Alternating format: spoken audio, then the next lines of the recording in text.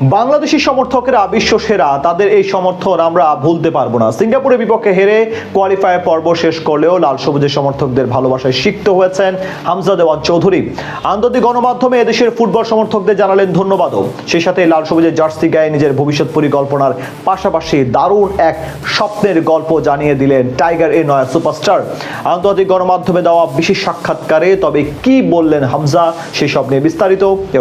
বাংলাদেশের ফুটবল ইতিহাসে এক নতুন যুগের সূচনা করেছেন হামজা দেওয়ান চৌধুরী, যিনি ইংলিশ প্রিমিয়ার লিগের সাবেক চ্যাম্পিয়ন লেস্টার সিটির একজন তারকা ফুটবলার। ইউরোপীয় ফুটবলের আভিজাত্য ছেড়ে যিনি শিকড়ের টানে লাল সবুজের জার্সি গায়ে জড়িয়ে এখন কোটি কোটি ভক্ত সমর্থকদের নয়নমণি। সম্প্রতি আন্তর্জাতিক গণমাধ্যম ইউএসপিএনকে দেওয়া এক সাক্ষাৎকারে 28 বছর বয়সী মিডফিল্ডার জানান, আন্তর্জাতিক ফুটবলে বাংলাদেশের প্রতিনিধিত্ব করার সিদ্ধান্তটি ছিল তার জীবনের সেরা কাজ এবং এর চেয়ে বড় কোনো গৌরব তিনি কল্পনাও করতে পারেন না। গত এক বছরে দেশের জার্সি গায়ে 10 ম্যাচে 9টিতেই মাঠে নামা হামজা কেবল একজন ফুটবলার হিসেবেই নয়, বরং দলের প্রকৃত নেতা এবং গেম চেঞ্জার হিসেবে নিজেকে প্রতিষ্ঠিত করেছেন বাংলাদেশ দলে। ভারতের বিপক্ষে দীর্ঘ 22 বছর পর ঐতিহাসিক জয় ছিনিয়ে আনা এবং ব্যক্তিগতভাবে 4টি গুরুত্বপূর্ণ গোল করার কৃতিত্ব অর্জনের মাধ্যমে তিনি প্রমাণ করেছেন যে ইউরোপীয় ফুটবলের অভিজ্ঞতা ও মান কিভাবে একটি দলের চেহারাই বদলে দিতে পারে। যদিও সাক্ষাৎকার চলাকালীন সময়ে এশিয়ান কাপের মূল পর্বে সরাসরি কোয়ালিফাই করতে না পারার অব্যক্ত আক্ষেপ হামজার কণ্ঠে ফুটে উঠেছে, তবে তিনি দৃঢ়ভাবে বিশ্বাস করেন যে সিঙ্গাপুর, ভারত ও হংকং এর মতো ফিফা র্যাঙ্কিং এর যোজন ব্যবধানে এগিয়ে থাকা শক্তিশালী প্রতিপক্ষের বিরুদ্ধে বাংলাদেশের লড়াকু মনোভাব আগামীতে সাফল্যের মজবুত ভিত্তি হিসেবে কাজ করবে।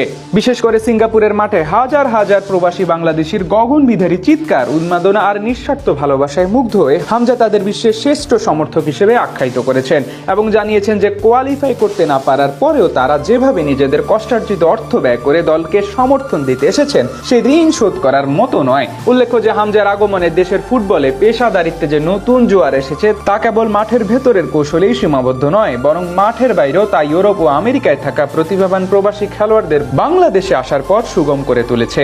সাক্ষাৎকারে হামজা আরও জানান যে এখন তার প্রধান লক্ষ্য হলো আগামী সেপ্টেম্বরে সাব চ্যাম্পিয়নশিপের শিরোপা জয়, আর এই জয় দিয়ে দেশকে বহুল প্রতীক্ষিত ট্রফিটা উপহার দিতে চান এবং 2026 সালের এশিয়া কাপের মূল পর্বে বাংলাদেশকে তার নিয়ে যাওয়াই এখন প্রধান লক্ষ্য। হামজা মনে করেন যে বাংলাদেশের ফুটবলে বর্তমানে যে কাঠামোগত মানসিক পরিবর্তন এসেছে তা দীর্ঘমেয়াদে ফিফা র্যাঙ্কিংয়ে বড় ধরনের উন্নতির পাশাপাশি বিশ্ব ফুটবলের মানচিত্রে বাংলাদেশকে এক শক্তিধর দল হিসেবে গড়ে তুলবে।